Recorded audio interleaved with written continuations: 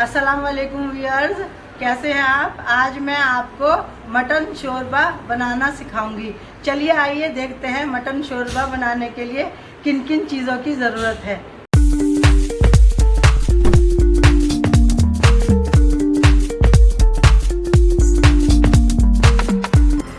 Mutton शोरबा बनाने के लिए जिन चीज़ों की ज़रूरत है वो ये है।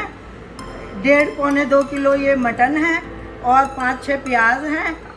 ये 3 चम्मच पिसा धनिया है, 2 चम्मच लाल मिर्च है और 1 चम्मच कश्मीरी लाल मिर्च है, थोड़ी हल्दी है और 2 चम्मच पिंक नमक है और ये 1 प्याली दही है और थोड़ी सी ये टमाटर का पेस्ट है, गरम मसाला है, 1 कप ऑयल है और हरा धनिया है, 6-7 ये हरी मिर्चें हैं।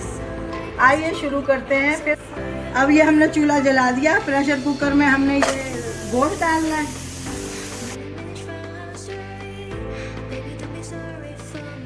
पानी डाल देंगे, थोड़ा सा पानी डाल देंगे, ये पूरा नहीं डूबना चाहिए, बस 2-3 कप पानी।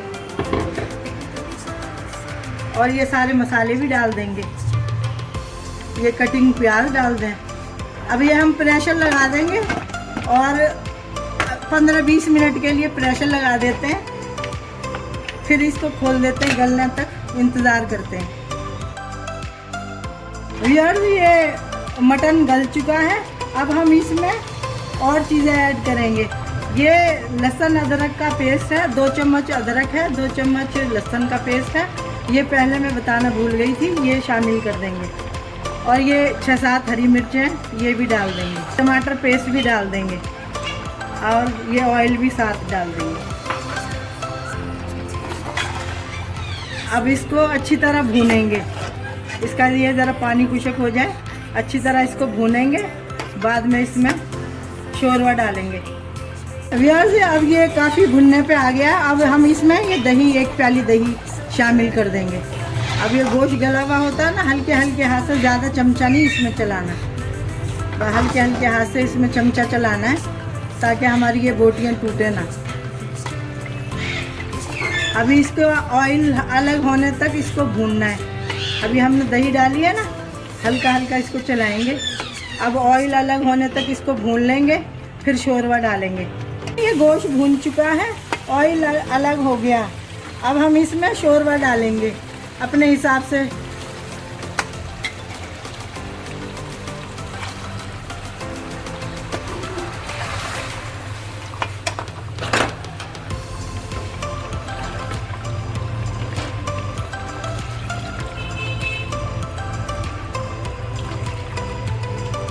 जितना आपने गाढ़ा रखना है उतना इसमें शोरबा डालेंगे और आधा घंटे तक पकाएंगे।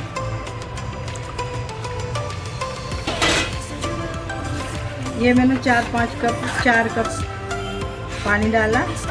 अभी मुझे काफ़ी गाढ़ा लग रहा है, थोड़ा सा और डालूंगी। ये आधा कप और डाल देते हैं। अब ये ठीक है, हल्की आंच पे इसको थोड़ा सा पकाएंगे। गोश्त बनकर तैयार हो चुका। अब हम इसको डोंगे में निकालेंगे।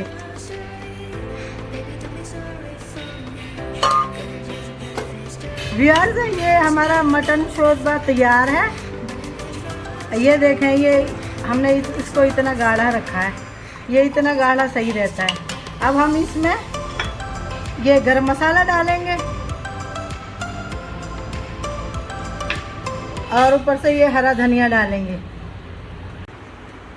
नाज़रीन, आपको अगर मेरी रेसिपी पसंद आई हो तो लाइक और शेयर करें और सब्सक्राइब करें। दुआओं में याद रखिएगा, माँ बाप के लिए दुआ करेंगे। रब्बिरहमहुमा कमा रब्बायानी सगीरा। अल्लाह हाफिज़।